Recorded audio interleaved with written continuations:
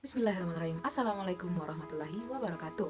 Perkenalkan, nama saya Dian Arita Putri Abdullah dengan NIM N0112211054 dari Fakultas Farmasi, jurusan Farmasi, angkatan tahun 2022. Nah, pada video kali ini, saya akan menjelaskan kembali tentang semua materi yang pernah dipaparkan dalam kuliah pendidikan agama Islam selama 1 semester atau kurang lebih 6 bulan. Adapun jumlah topik yang akan saya bahas dalam video ini adalah sebanyak 11 topik. Baik, tanpa menunda-nunda, langsung saja selamat menyaksikan. Baik, topik yang pertama yaitu mengenai konsep ketuhanan dalam Islam. Nah, dari topik ini bukan bermaksud untuk mempertanyakan tentang keberadaan Tuhan atau keberadaan Allah Subhanahu wa Ta'ala. Namun, topik ini untuk meluruskan salah satu konsep ketuhanan yang tengah berkembang di masyarakat. Secara umum, budaya di dunia ini terbagi menjadi dua, yakni budaya timur dan budaya barat. Nah, pemahaman mereka tentang Tuhan telah jauh berbeda. Menurut pandangan barat, worldview atau pandangan hidup memiliki karakteristik tersendiri. Antara satu pandangan hidup dengan pandangan hidup lain berbeda, karena elemennya berbeda ataupun karakteristiknya yang berbeda. Perbedaan definisi ini dapat mempengaruhi keadaan elemen di dalamnya. Nah, menurut pandangan Islam sendiri, pola perkembangan dan kemajuan berpikir manusia itu senantiasa disertai wahyu yang sesuai dan dapat memecahkan masalah yang dihadapi oleh setiap kaum rasul sampai ke perkembangan itu mengalami kematangannya. Allah menghendaki agar risalah Muhammad SAW muncul di dunia ini, maka diutuslah beliau saat manusia tengah mengalami kekosongan. Para rasul diberikan wahyu untuk menyempurnakan bangunan daripada para saudara-saudara terdahulunya. Nah, ketuhanan ini merupakan konsep yang universal dan abadi dan diturunkannya berdasarkan wahyu yang berasal dari Al-Quran. Nah, teman-teman sekalian, selanjutnya saya akan membahas mengenai konsep manusia dalam Islam. Sesungguhnya, semua yang hidup di alam semesta ini merupakan ciptaan atau makhluk dari Allah Subhanahu wa Ta'ala. Namun, salah satu makhluk ciptaan Allah yang diberikan akal untuk berpikir dan melakukan hajat padanya, yaitu adalah manusia. Nah, manusia sendiri merupakan makhluk ciptaan yang mengagumkan dan penuh dengan misteri. Dia tersusun dari dua paduan unsur, segenggam tanah dan ruh yang diciptakan atau dititipkan oleh Allah Subhanahu wa Ta'ala. Al-Quran sendiri juga menyatakan bahwa manusia merupakan makhluk yang paling sempurna yang diciptakan oleh Allah. Namun, hadirnya manusia sendiri ini menjadi perdebatan di alam semesta. Terdapat beberapa pendapat yang bertentangan dengan penjelasan manusia pada Al-Quran. Banyak pertanyaan-pertanyaan yang terus muncul hanya untuk mempertanyakan kodrat manusia. Ada ilmu di dunia ini yang mempelajari tentang manusia, yakni ilmu yang mempelajari hakikat dari manusia sendiri yang disebut dengan antropologi filsafat.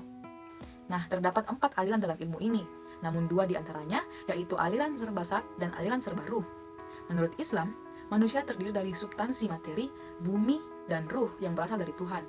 Tanpa kedua substansi tersebut, tidak dapat dikatakan sebagai manusia. Nah, terdapat beberapa pandangan para filsuf yang terkenal seperti Jalaluddin, Plato, Socrates mengenai substansi manusia tersebut. Sehingga dapat disimpulkan bahwa manusia dalam pandangan Islam adalah makhluk yang diberikan amanah oleh Allah Subhanahu wa Ta'ala dan wajib untuk ditunaikan. Manusia memiliki berbagai macam karakter yang dengan karakter tersebutlah antara yang satu dengan yang lainnya menjadi kelebihan sekaligus kekurangannya. Nah, potensi yang dimiliki oleh manusia telah ada sejak ia lahir, sehingga potensi yang baik harus ditumbuhkan dan dipelihara.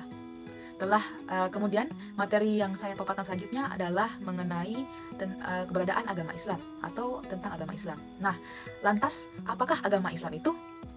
Nah, teman-teman sekalian, di kalangan umat Islam ada tipologi yang sangat populer, yaitu sumber agama yang dibedakan menjadi 2, yaitu agama surga atau agama wahyu dan juga agama bumi, ardi atau agama budaya atau non-wahyu. Nah, agama Islam sendiri tergolong sebagai agama wahyu karena berasal langsung dari Tuhan. Adapun tujuan dari pengajaran mengenai agama Islam adalah agar mendapat membina manusia untuk mampu memahami, menghayati, meyakini dan mengamalkan ajaran Islam sehari-hari sehingga menjadi insan yang kamil, yaitu seorang muslim yang beriman, bertakwa kepada Allah Subhanahu wa Ta'ala dan berakhlak mulia.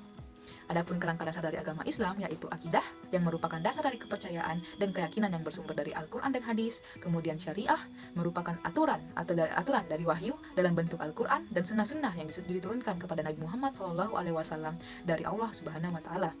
Dan yang terakhir adalah akhlak, merupakan perilaku yang dapat menimbulkan opini apakah orang tersebut berkarakter baik ataupun tidak. Di Indonesia sendiri, sejarah perkembangan Islam diawali pada abad ke-7. terdapat beberapa teori masuknya Islam ke Indonesia, yaitu teori Gujarat, teori Arab, teori Cina, dan teori Persia. Kemudian, saluran penyebaran Islam di Indonesia yaitu melalui perdagangan, perkawinan, pendidikan, dan juga politik. Nah, dalam agama Islam tentunya terdapat hukum-hukum yang mengatur kehidupannya. Nah, topik selanjutnya itu adalah mengenai konsep hukum dan HAM dalam Islam. Baik, teman-teman sekalian, akan saya lanjutkan. Kata hukum berasal dari bahasa Arab, yaitu konun atau ahkan, atau hukum yang berarti hukum. Menurut Mostar, hukum adalah keseluruhan asas-asas dan kaidah-kaidah yang mengatur kehidupan manusia dalam masyarakat dan juga meliputi lembaga-lembaga, institusi, dan proses-proses yang mewujudkan berlakunya kaidah tersebut di dalam masyarakat sebagai suatu yang nyata atau kenyataan. Sedangkan hak asasi manusia atau HAM adalah hak yang melekat pada diri seseorang yang diberikan oleh Tuhan yang Maha Esa atau Allah Subhanahu wa Ta'ala. Hak asasi manusia ini bersifat universal, berlaku kapan saja, di mana saja, dan kapan saja. Hukum Islam sendiri merupakan istilah khas di Indonesia sebagai terjemahan dari al-fiqih al-islami atau dalam keadaan konteks tertentu dari asy-syariah al-islami. Istilah ini sebenarnya tidak merupakan istilah barat yang disebut dengan Islamic law. Dalam Al-Quran dan Sunnah, istilah al-hukum al-islam itu tidak digunakan, dan kata syariat Islam yang kemudian dalam penjabarannya disebut istilah fikih. Sistem HAM Islam ini mengandung prinsip-prinsip dasar tentang persamaan, kebebasan, dan juga penghormatan terhadap sesama manusia tentunya.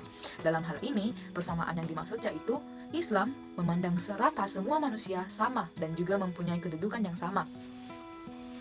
Terdapat beberapa sumber dalam hukum Islam, yang diantaranya yang pertama Al-Quran sebagai kitab suci dalam bagi umat Islam, kemudian ada Al-Sunnah yaitu cara hidup Nabi Muhammad sehari-hari, kemudian ada Ijma yaitu kesatuan pendapat atau persamaan pendapat, merupakan kesepakatan para ulama dalam menetapkan suatu hukum-hukum dalam agama yang berdasarkan kepada Al-Quran dan hadis dalam suatu perkara yang terjadi. Dan kemudian ada kias. Nah, secara etimologis berasal dari kata qasa yang artinya mengukur atau menimbang. Kias ini menghubungkan peristiwa atau aturan baru dengan yang ada di dalam Al-Quran atau dalam Al-Quran dan As-Sunnah tentunya. Nah, teman-teman sekalian, adapun topik selanjutnya yaitu mengenai etika, moral, dan akhlak yang sempat disinggung di materi sebelumnya. Agama Islam dalam sejarah menunjukkan bahwa kebahagiaan yang ingin dicapai dengan menjalankan syariah agama itu hanya dapat terlaksana dengan adanya etika, moral, serta akhlak yang baik. Nah, etika, moral, serta akhlak merupakan nilai mutlak kebaikan yang didasarkan atas suatu pola tindakan. Etika sendiri berasal dari bahasa Yunani yaitu ethos, artinya adat. Etika adalah ilmu yang menyelidiki baik dan buruk dengan memperhatikan perbuatan manusia sejauh yang diketahui oleh akal pikiran. Istilah etika dalam pandangan Islam dapat diartikan sebagai suatu tingkah laku atau perbuatan baik dan buruk manusia yang mematuhi atau mengikuti aturan dalam Islam yang berdasarkan Al-Quran, Sunnah, dan hadis. Moral dalam Islam ialah suatu kondisi atau sifat yang sudah meresap dalam jiwa dan telah terjadi kepribadian di dalamnya. Dari sanalah timbul berbagai macam perbuatan yang dilakukan secara spontan, tanpa dibuat-buat dan tanpa melalui pemikiran terlebih dahulu. Nah, yang terakhir adalah akhlak. Akhlak adalah ajaran yang berbicara tentang nilai baik dan buruk perbuatan, atau ukurannya berdasarkan wahyu dari Allah Subhanahu wa Ta'ala yang bersifat universal. Akhlak ini merupakan ilmu yang menentukan batas antara baik dan buruk, terpuji atau tercela, menyangkut perilaku manusia yang meliputi perkataan, pikiran, perbuatan manusia lahir dan batin. Etika merupakan ilmu tentang filsafat moral, bukan mengenai fakta-fakta namun nilai-nilai, bukan mengenai sifat perbuatan manusia namun tentang gagasannya.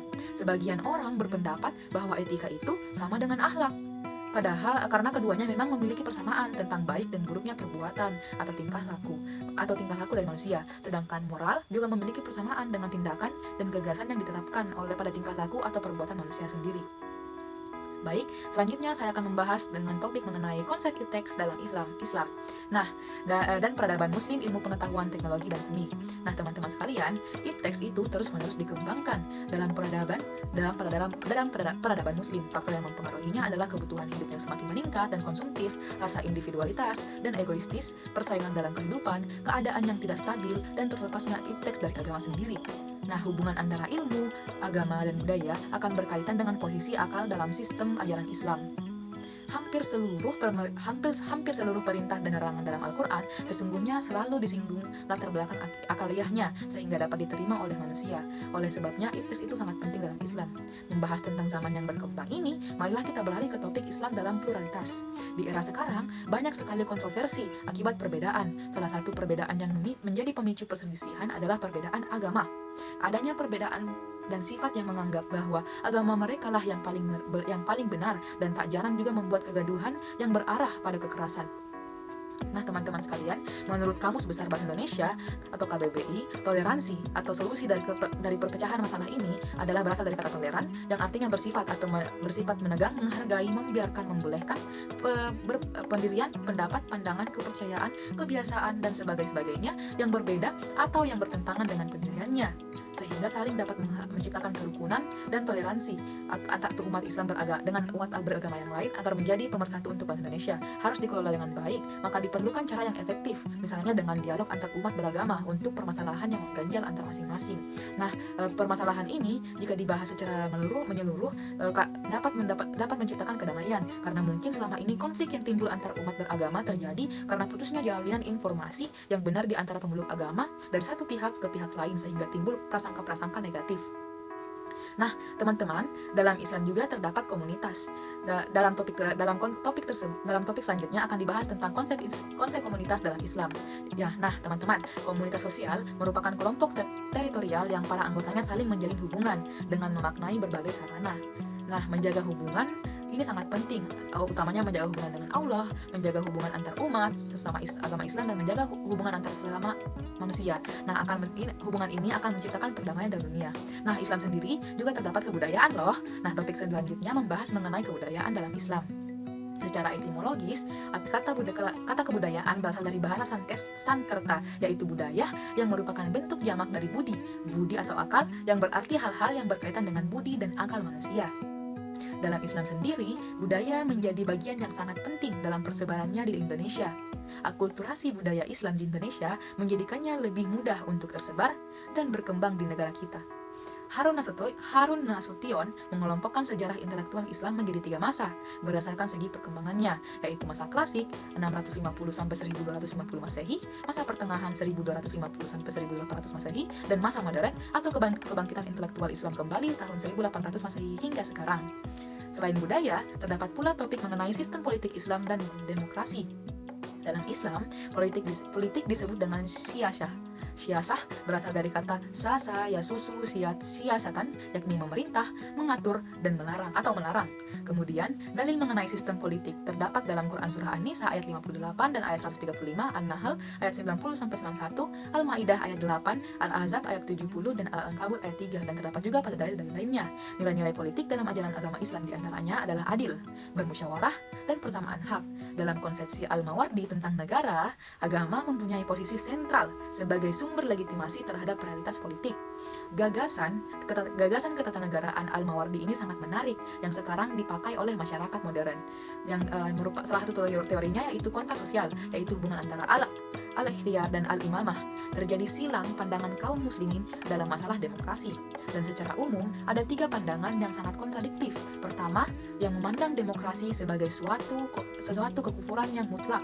Kemudian yang kedua, karena yang memandang demokrasi sebagai kekuasaan rakyat atau berkuasanya tagut berdasarkan undang-undang, bukan berdasarkan syariat Allah. Dan selanjutnya, yaitu yang ketiga, sesungguhnya demokrasi merupakan buah dari sekularisme dan anak yang tidak sah. Nah, agama Islam memiliki keterkaitan dengan aspek politik. Ketika Nabi berada di Madinah, beliau bukan hanya memiliki sifat sebagai rasul, tetapi beliau juga memiliki sifat sebagai kepala negara. Dan setelah beliau wafat, kepemimpinan berikutnya digantikan oleh para khalifah-khalifah. Artinya, tidak terputus corak politik yang diterapkan oleh Nabi Muhammad SAW adalah bercorak teodemokratis, yaitu suatu pola pemerintahan yang dalam menyelesaikan setiap masalah dilakukan dengan musyawarah, barulah kemudian menunggu ketetapan dari Allah Subhanahu wa Ta'ala. Nah, teman-teman, topik yang terakhir adalah mengenai Islam dalam kajian disiplin ilmu. Sebenarnya Islam sangatlah penting. Pada dasarnya, ilmu adalah sangat-sangat penting dalam agama Islam. Bukan hanya dalam penerapannya, tetapi bagaimana agar ilmu tersebut dapat dicapai. Jadi hubungan antara ilmu pengetahuan dengan disiplin itu sangat kuat, karena dengan disiplin ilmu dapat membantu terrealisasikannya hal yang ingin kita capai. Sebagai umat muslim, dalam mengerjakan sesuatu, alangkah baiknya berdasarkan atas kajian-kajian Islam yang ada dalam Al-Quran untuk dipraktekkan dalam kehidupan sehari-hari. Sebagai generasi penerus bangsa, kita dianggap perlu merealisasikan kedisiplinan dalam berilmu sesuai dengan kajian atau tuntutan-tuntutan Islam. Nah, teman-teman sekalian, Al-Quran juga mempunyai peran yang sangat penting dalam merenovasi fondasi keilmuan dalam hidup. Bermula dari Al-Quranlah timbul berbagai ilmu-ilmu pokok serta dengan berbagai percakapannya seperti ilmu tajwid, ilmu fikih, ilmu tafsir, dan ilmu-ilmu lainnya serta hukum-hukum yang ada di dalamnya. Sehingga pada tahap selanjutnya akan dapat membantu perkembangan Islam. Baik, sekian yang dapat saya sampaikan. Semoga video ini dapat bermanfaat untuk para penonton. Kurang lebihnya mohon dimaafkan. Wassalamualaikum warahmatullahi wabarakatuh dan sampai jumpa.